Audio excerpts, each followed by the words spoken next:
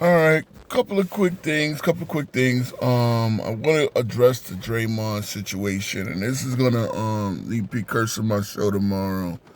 Because I really want to talk ring culture and just how it fucks up basketball conversations in general. Now, if you want like when you use championships and MVPs and shit like that, right? That is a conversation for championship like GOAT level players, right? GOAT level players like MJ, like LeBron, like Kobe, like Shaq, like, Hakeem, guys who were franchise all time greats. And, I mean like the cream of the cream, right? And Draymond Green, and this is the thing, I got smoke. The smoke is for Draymond Green in this video. And I've listened to the back and forth. Let's start at the beginning. Um, Both of these guys are content creators. Only Kenyon is a content creator who is retired. He sits on Gil's Arena. I think Gil's Arena is a pretty good platform, or whatever the hell they call it now. Kenyon Martin is one of the no nonsense nigga on the panel, right? Um, he ain't the jokety kind, but he speaks his mind.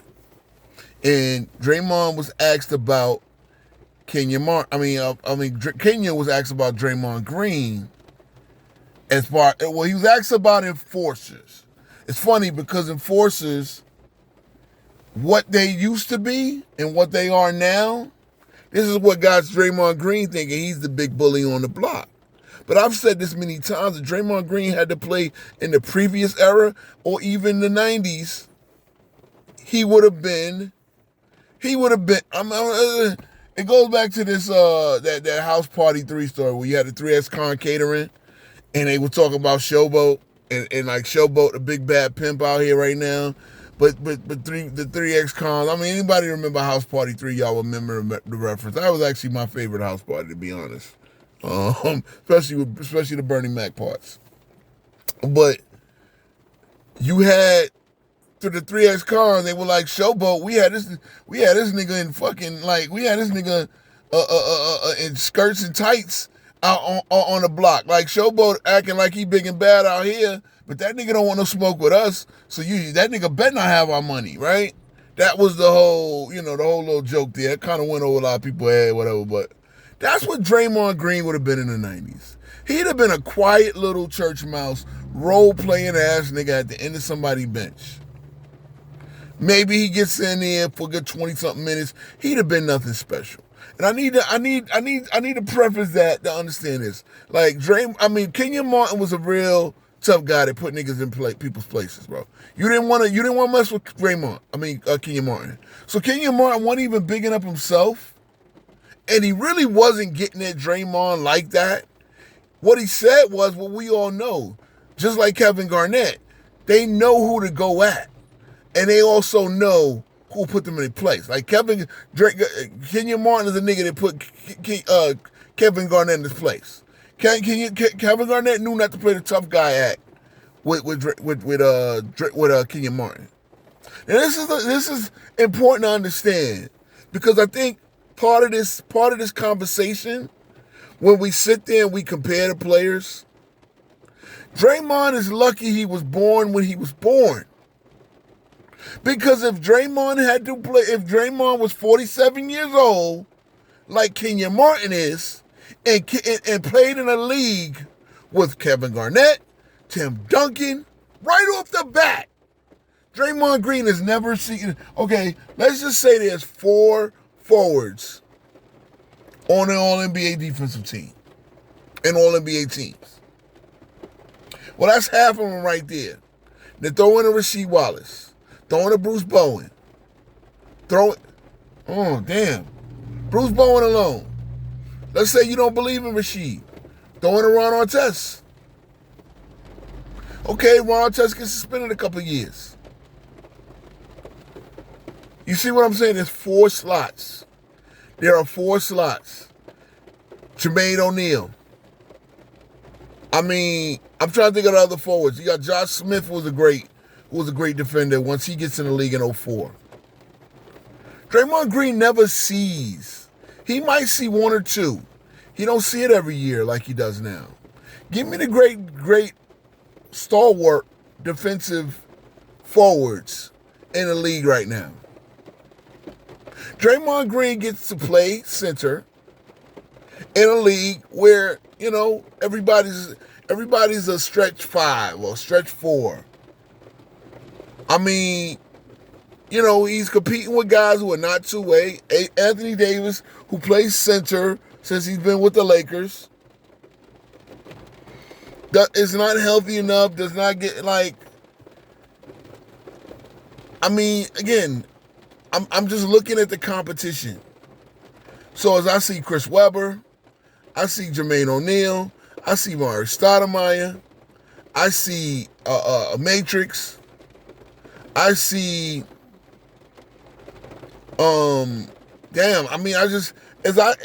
Dirk. Again, now think about this. Dirk is not a guy who's competing with you for defensive player, but he's a guy that you're gonna have to guard. Kenyon Martin had to guard these players in their primes. Draymond Green did not become a thing. He didn't become a starter until 2015. Kenyon Martin came to a team, he was a starter, had them in the finals year 2. Yes, Jason Kidd trade got them there. He's the leading scorer on the Nets. He's the lead. They had Keith Van Horn. They had Richard Jefferson. They had Kerry Kittles. Kenyon Martin was the leading scorer on one of those teams. And I believe he was second or third on the other team. They got to the finals. As he said, I was traded for 3 first-round picks to go to Denver. Now I'm in the West, battling with Tim Duncan in the first round, not the finals. Draymond Green comes up on a team, and again, not to take credit away from him, but again, he's lucky to have born when he was born because he's not seeing an all-defensive team, not a first team, with Kevin Garnett and Tim Duncan in the league and Bruce Bowen in the league. He's not seeing that in their primes.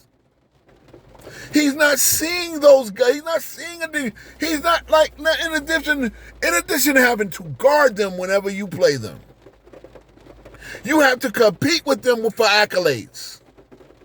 And Draymond Green wants to sit there and spout off his resume when you have an average double digits in any stat within Kenyon Martin had to do that. My deal is, you're coming at a guy, first of all, for doing his job. He is a podcaster now. The same way you are a podcaster. Only, it's funny, what Kenyon Martin said about you as a player, you also this way as a podcaster. You know who to talk about. You don't talk shit about the Lakers. They're in your conference, your division. You beat them on opening night. You ain't saying shit about them. But you can talk about the Knicks, a team you're only going to see twice a year, a team you're unlikely to see in the finals, and even if you did, they don't have these tough guy. And as part of, I'll get into that when I talk my Knicks on my next video. But you don't get into that. You don't get into the Lakers. You don't say to LeBron. You don't say. I haven't seen one thing of you. Since you keep it real. And I know that clutch is your thing, but I haven't seen one thing of you saying that the Lakers are Luka's team now. If I'm wrong, somebody correct me in the comments. I don't see you talking about that. I don't see you giving honest assessment on your direct competition. Oh, you could go punch down on the Clippers right now. Your team is 500, brother. Your team is around 500 right now. So who we talking about? What are we talking about? What's good? Explain to me. See, that's the thing about Draymond Green, bro. I'm going to say this again. Anybody that watches basketball and knows basketball, and I get it, Draymond is more a versatile. Draymond can guard more positions, blah, blah, blah. But there's things that, like, I think Kenyon Martin, if you put Kenyon Martin on these Warriors, and yes, that means that the Warriors probably need another offensive facilitator, but they damn sure got a fucking Thor. They damn sure got a screen setter. They damn sure have a Thor finisher. They damn sure have a backline defender who can erase defensive mistakes. That's what Kenyon Martin was. And I'm not acting like I'm not acting like Kenyon Martin is a Hall of Famer. He's not. But understand, the lack of defensive accolades, again, you're in a league with Duncan, Garnett, Bruce Bowen in their prime. That leads, again, because Bruce Bowen is on the Spurs. See, it's funny. Correlate that. Bruce Bowen and Richard Jefferson, who's the better player? Well, Bruce Bowen's going to have more accolades. Richard Jefferson is the better player, guys. Bruce Bowen's going to get more accolades because he's a defensive specialist with the Spurs, a dynasty team. Again, Kenyon Martin had to go against these dynasty teams as the number one pick. And, the Nets had a good run. It was only going to last as long as it was going to last. And they traded him within the middle of that run to Denver. And he plays with Carmelo Anthony. Get it? But he goes up against Duncan, Garnett, Kobe and Shaq, or Kobe, directly in the first rounds on that Denver team. Yeah, Denver had a nice squad. They never put it all together. Draymond Green is lucky that he's on Golden State, who could put it all together. He's part of it. Don't get me wrong. Don't get me wrong. Same way Kenyon was part of the Nets. But the Nets had a shelf life. The Nets had a shelf life. You were able to come up on this young team and for years and years be Draymond Green, getting the accolades, getting the All-Stars, the All-NBAs, the D-boy. But your competition was less, brother, especially at your position, and especially in the league. Sorry. You were on the juggernaut. You didn't make them juggernauts. You were part of it. Kenyon Martin was the second best player on the Nets. Second best player on the Nets. Second most important player on the Nets. He was limited by what he could do. He wasn't going to make plays and this, that, and the third. Nobody asked him to. They asked him to be what he was. To sit there and say that man was an underachiever is bullshit. Bullshit. And I get sick of the ring culture, and that's what everybody does. They don't sit there and use their minds. So, like I said, man, my deal on 10 Toes Down Podcast and my channel, as I said, I like, guys will use ring culture to in award accolade count to use their conventional wisdom, because that's what I'm saying. We're talking role players. Think about this. Is Bruce Bowen a better player than Richard Jefferson? And I can't stand Richard Jefferson.